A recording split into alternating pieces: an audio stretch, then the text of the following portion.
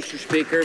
Very proud to rise on behalf of the people of Timmins, James Bay, to speak on this important bill, C-15, in terms of the issues of devolution and the further development of the far north. It's representing a far north region in Ontario, Mr. Speaker.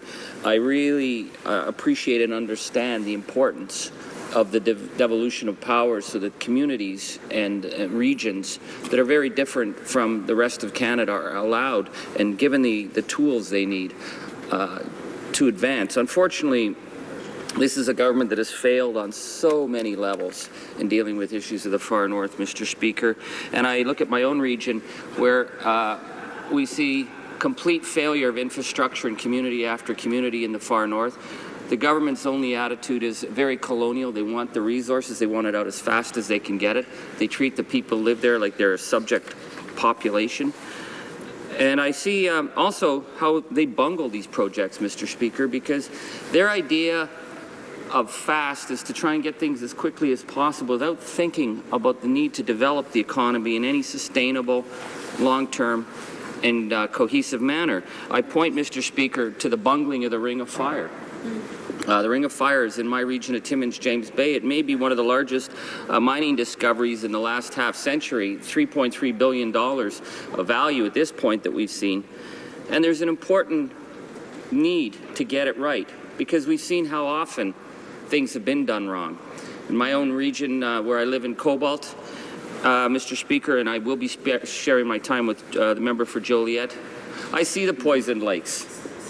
I see all the wealth that was taken out of communities like Cobalt, and they didn't leave a single paved road in any of Coleman Township, which in one day was the richest municipality in all of Canada. But I see the poisoned lakes. I've seen the cave-ins from the mines that were left. I see that all across northern Ontario, northern Quebec, wherever I travel. That the idea was that we were going to take these resources out and we'd leave the communities behind with whatever they could get by on. Mr. Speaker, I'd look in the issue of the devolution in terms of the revenue agreements. Well, in Ontario, in the far north, all our resources go to Queen's Park. So we have one of the richest diamond mines in the world right near the impoverished little community of Attawapiskat. All the royalties from that mine go to Queen's Park. And yet the people in Attawapiskat are living basically in shacks on top of each other. They don't even have the room to build a proper town site. We'd have to get that permission from the province. If you ask the province of Ontario about Attawapiskat, they'll say that's not our responsibility. Those are federal people. And of course the feds have shown a complete disinterest in Attawapiskat. And it's amazing. There's nobody else who lives up there except the Mushkego Cree. And yet they don't even have access to their own land.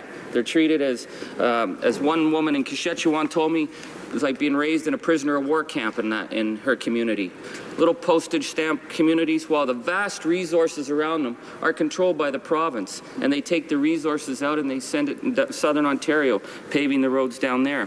So the issue of devolution and development of communities is something we really understand. So, Mr. Speaker, again, going back to the Ring of Fire, we had the minister from Muskoka. He was going to be our great leader on this, wasn't he? He was going to be the man who got it all done, just like he's gotten everything else done around here. And what? Cliffs has walked away from the project. They say they're tired of the lack of action, the lack of planning. We have the First Nation communities who are still sitting at the table saying they need the environmental issues dealt with. You ask the member for Muskoka whatever happened to his big leadership. He shrugs and says, oh, it was a provincial responsibility.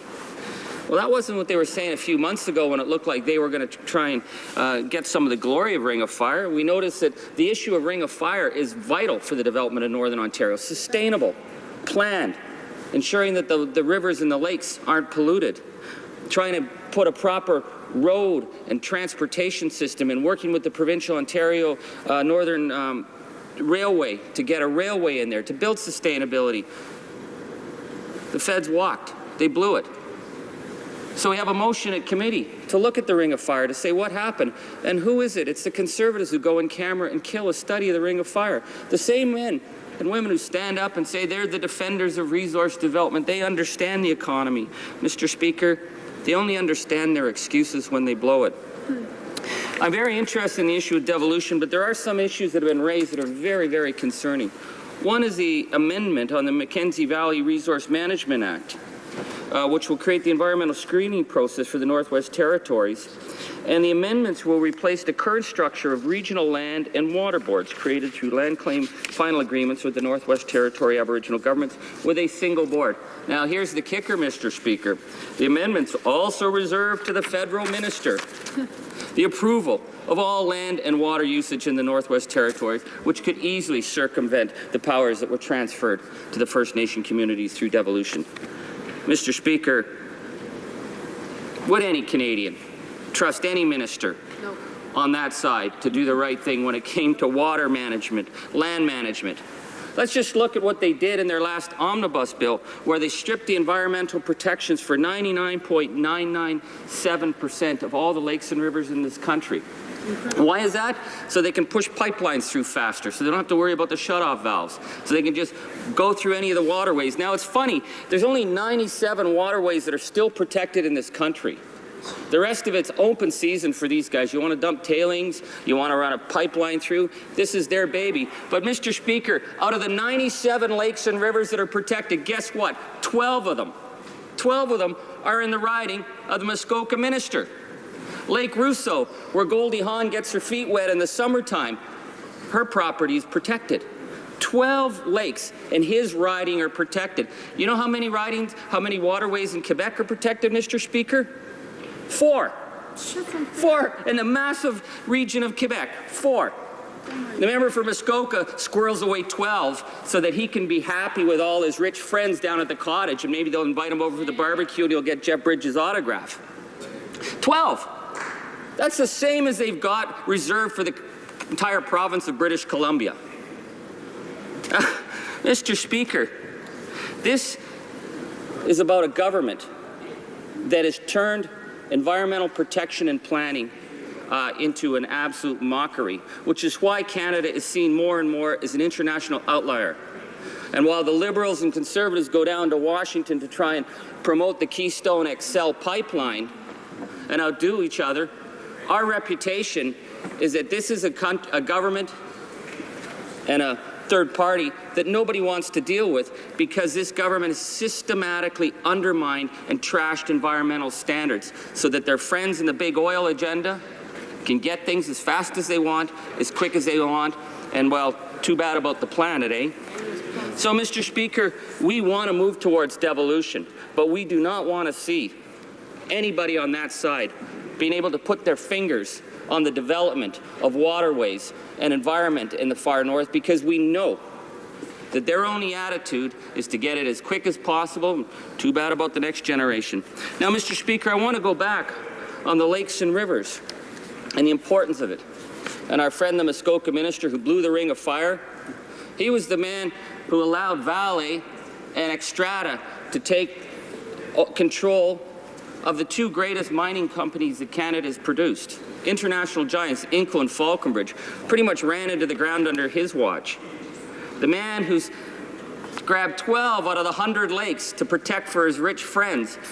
Isn't that the same guy who took $50 million of border infrastructure money?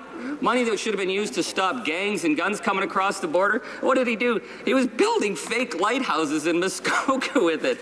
And, of course, there was no paper trail. Now, normally people who take money and spend it in such an egregious fashion get the bounce. But no, in this government, if you're that bad, you get promoted. So he's now the Treasury Board president, Mr. Speaker. Treasury Board, the man is supposed to ensure that everybody else accounts for their dollars. So you see him kicking the crap out of the poor civil service and blaming them and going after them and going after their pensions. Here's a man who took $50 million of money, has not a piece of paper he tells us he can show for it. But then, of course, we did find there was a lot of paper in his office, Mr. Speaker. He just pretended there wasn't. We managed to find that through access to information. So these are not the kind of people, Mr. Speaker, you want to allow anywhere near environmental planning. You want to keep them away. You got to have sort of ring fencing to keep them away, keep their hands off it. So we think devolution is really important, but devolution has got to be based on the principle, Mr. Speaker, that it's the people on the ground, it's the people in the far north who always should have the final decision making about what happens in their regions. Thank you very much.